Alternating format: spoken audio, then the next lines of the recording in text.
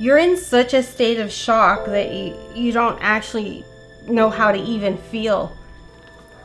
We didn't get to see her graduate from high school. She'll never get married.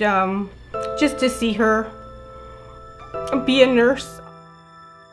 Kathleen and I decided very quickly that morning that telling Rowan's story was going to be something that we needed to do. The first place I could think of to go was our local member of provincial parliament, who is Lisa MacLeod.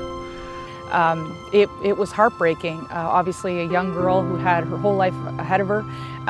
We appointed a local team called Rowan's team right here in our community of Barrhaven, and then I eventually started working with other members of the Assembly so that we could continue to build that coalition and continue to build the momentum to what is now Rowan's Law. There's going to be a requirement for removal from play when there's a suspicion that a concussive event may have occurred.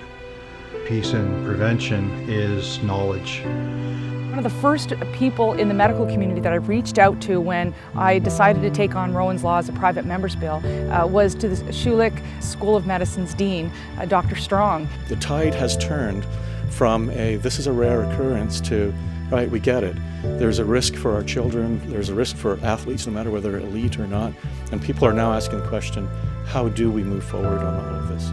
This was a provincial-wide issue, and it was one that was going to create momentum regardless of what sport you play, regardless of what community you live in, regardless of what political party you support.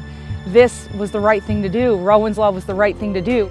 If you learn it from a young age, it's just something you're aware of and it becomes part of the culture. Ontario will be a better jurisdiction for it, I think, and hopefully they can be a model for the rest of Canada.